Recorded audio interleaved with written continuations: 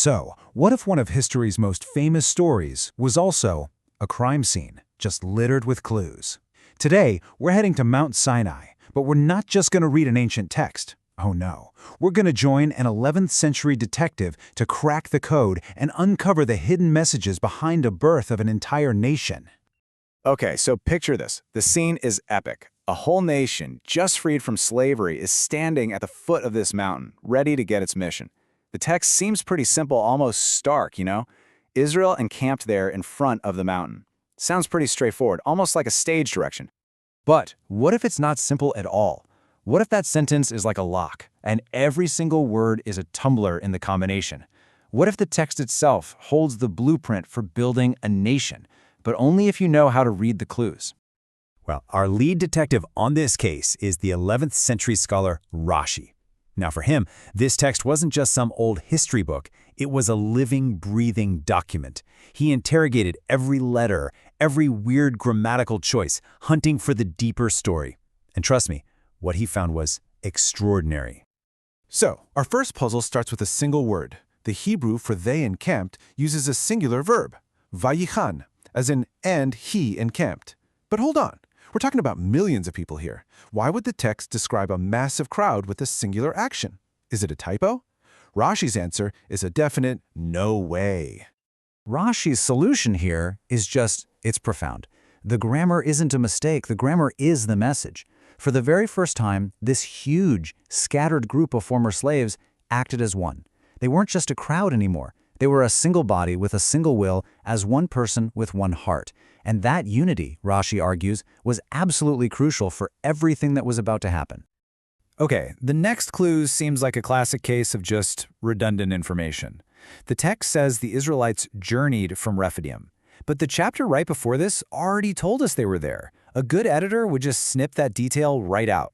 So why is it here? Well, for a detective like Rashi, there are no coincidences. This is another vital clue. And this is where Rashi's insight connects all the dots. See, Rephidim wasn't just a place on a map. It was a place of conflict, where the people complained and fought with their leaders. By specifically mentioning their departure, the text is signaling that they left that conflict behind in a state of repentance. It wasn't just a physical journey. It was a total spiritual reset. And the puzzles, they just keep on coming. God gives Moses the script for his opening pitch, but with this really strange note. He's told to say to the house of Jacob and then declare to the children of Israel. It sounds like the same audience, right? So why use two different names and two different verbs? Rashi decodes this as a masterclass in communication. He explains that House of Jacob refers to the women, who need to be approached first with a gentle, inspiring vision. Then, the children of Israel, that's the men, are to be given the firm details, the responsibilities, and the punishments. It's this remarkably sophisticated strategy showing that a message this important just can't be one size fits all. Okay, so we have a unified, repentant people and a carefully tailored message. Now we get to the heart of it. This part isn't about laws just yet. It's all about emotion. In the preamble to the Ten Commandments, God uses one of the most powerful metaphors in the entire text. You have seen what I did to the Egyptians, how I bore you on eagle's wings and brought you to me. I mean, it's beautiful, poetic language, but why an eagle? Of all the creatures out there, why an eagle? What does it actually mean to be carried on eagle's wings? Well, Rashi's explanation transforms this metaphor into something truly incredible. Get this. Rashi unpacks this with unbelievable insight. He points out that most birds, they carry their young and their talons between their feet to protect them from predators swooping down from above. But the eagle is the master of the skies. It fears nothing from above. Its only threat comes from human arrows from below. So the eagle carries its young on its back, on its wings, with this logic: better the arrow pierces me than my child. And this, Rashi says, is exactly what God did. As the Egyptians fired their arrows, the divine cloud came down and acted as a shield, taking the hits. It's just this powerful image of ultimate self-sacrificing protection. So, after establishing this foundation of love and protection, the text moves on to the actual deal, the terms of the covenant. God lays out what this new relationship is going to require, and he uses two very specific and powerful phrases. First, God says they will be a segulah, a treasured possession. And Rashi explains this isn't just any old possession. A segulah is like a king's private treasury. You know, the costly vessels and precious stones he keeps locked away, not for other people to use, but simply because he cherishes them. That's the status being offered.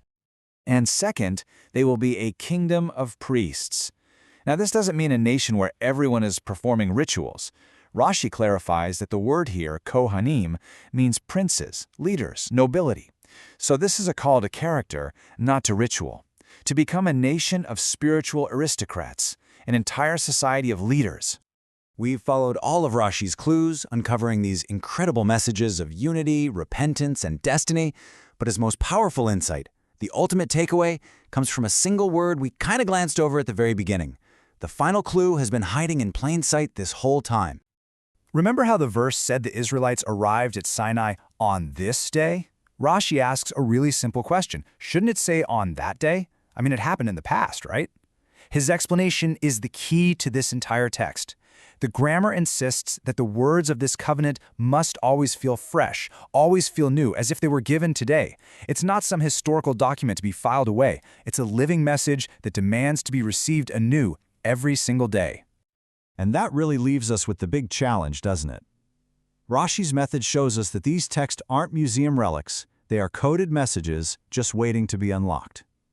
So the question he leaves for us is this: how do we, today, make these ancient words, thousands of years old, feel like they were written on this day? Now that is the real work of cracking the code.